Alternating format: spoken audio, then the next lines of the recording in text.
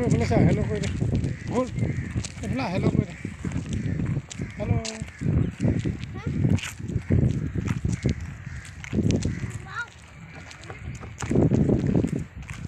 আজি শংকৰদেৱ কলাক্ষেত্ৰলৈ আহিছোঁ। শংকৰদেৱ কলাক্ষেত্ৰৰ কিছুমান কাৰুকাৰ্য আপোনালোকক দেখাম। এয়া চাওক, আগৰ দিনৰ বাঁহ বেতেৰে বনোৱা সঁজুলি এইবোৰ আজিকালিৰ দিনত প্ৰায় নাইকিয়া হৈ পৰিছে।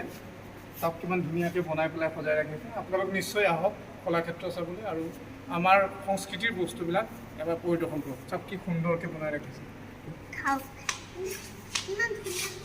এয়া আমাৰ সংস্কৃতিৰ বাদ্যযন্ত্ৰবিলাক কিমান ধুনীয়াকৈ সজাই থোৱা আছে। বৰ মনোৰম দৃশ্য, এবাৰ চাওক। খানা বনোৱা যদি এনেকৈ সদায় থৈ থাকে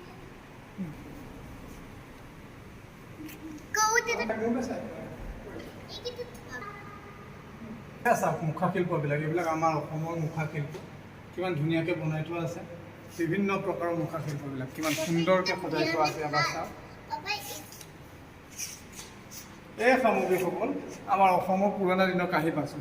ইয়াতে আগৰ দিনৰ ৰজা মহাৰাজাসকলে ব্যৱহাৰ কৰিছিল বিভিন্ন প্ৰকাৰৰ বাতি, থালি, কাঁহৰ সঁফুৰা, বানবাতি ইত্যাদি বিভিন্ন প্ৰকাৰ। আজিকালি আমাৰ ইয়াত প্ৰায় নাইকিয়া হৈ পৰিছে এইবিলাক। ইমান ধুনীয়াকৈ শৰাইবিলাক সজাই থোৱা আছে। চোৱা ইমান ধুনীয়া লাগিছে। চোৱা এই আহোমৰ দিনৰ ধুনীয়া হেৰিবিলাক দেখিছে। এইবিলাক কি নাম আছিলে? মাৰা বস্তুকেইটা কিমান ধুনীয়া দেখিছা। এখন তৰোৱাল, এখন হেংদাং বুলি কয়, হেংদাং দেখিছা। জোতৰ আছে কিমান ধুনীয়া দেখিছা। জাকৈ, খালৈ,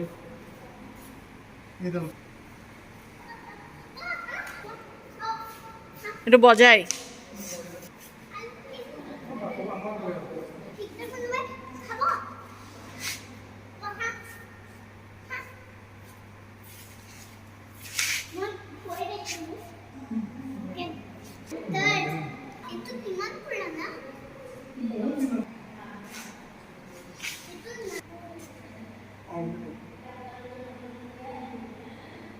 ইয়াৰ বিভিন্ন ধৰণৰ অস্ত্ৰ ৰখা আছে। ইয়াত এইবোৰ জাঠি, আগৰ দিনত যুদ্ধত ব্যৱহাৰ কৰিছিলে এই অস্ত্ৰবিলাক।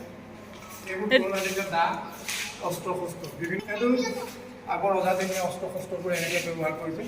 এইবোৰ বিভিন্ন ধৰণৰ তৰোৱাল, এইবোৰ চাওক কিমান ধুনীয়াকৈ সজাই থোৱা আছে। আগৰ পুৰণা দিনীয়া ৰজাদিনীয়া তৰোৱালবোৰ।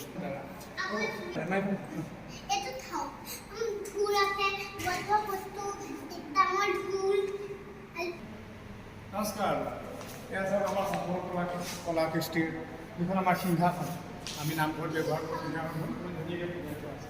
বিভিন্ন ধৰ্মীয় বস্তুবিলাক ইয়াত থোৱা আছে। ইয়াত নৰসিংহ অৱতাৰ, ইয়াত বানৰ অৱতাৰ চাওক কিমান ধুনীয়াকৈ থোৱা আছে।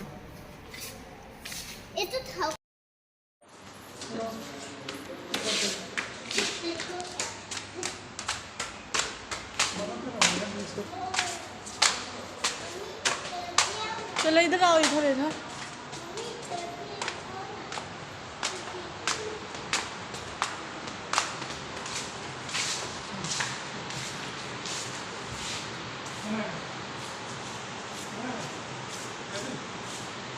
চাওক এই শংকৰদেৱ কলাক্ষেত্ৰৰ কি এক সুন্দৰ পৰিৱেশ।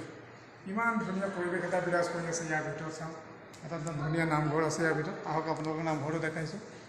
ইয়াৰ বিভিন্ন কলাকৃতি এইবিলাক আগৰ দিনৰ বিভিন্ন ধৰণৰ থালি বাচন আৰু কিমান কি এইবোৰ পুৰণা দিনৰ ৰজাদিনীয়া কাপোৰ কিমান ধুনীয়াকৈ থোৱা আছে। চাওক কিমান ধুনীয়া কাপোৰবিলাক, ইমান মনোৰম এটা দৃশ্য, চাই মন ভৰি যায়। যিমান সময় চাই থাকে আপোনাৰ মন। এয়া চাওক এটা সুন্দৰ নামঘৰ। এয়া চাওক কিমান ধুনীয়াকৈ থোৱা আছে নামঘৰৰ পৰিৱেশ।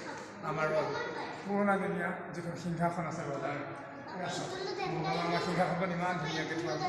এইবোৰ ৰবা, ফুল, তাল, ইমান এটা ধুনীয়া পৰিৱেশ বিৰাজ কৰিছে। আপুনি আহি মন ভৰি যাব। এবাৰ আহক আৰু উপভোগ কৰক।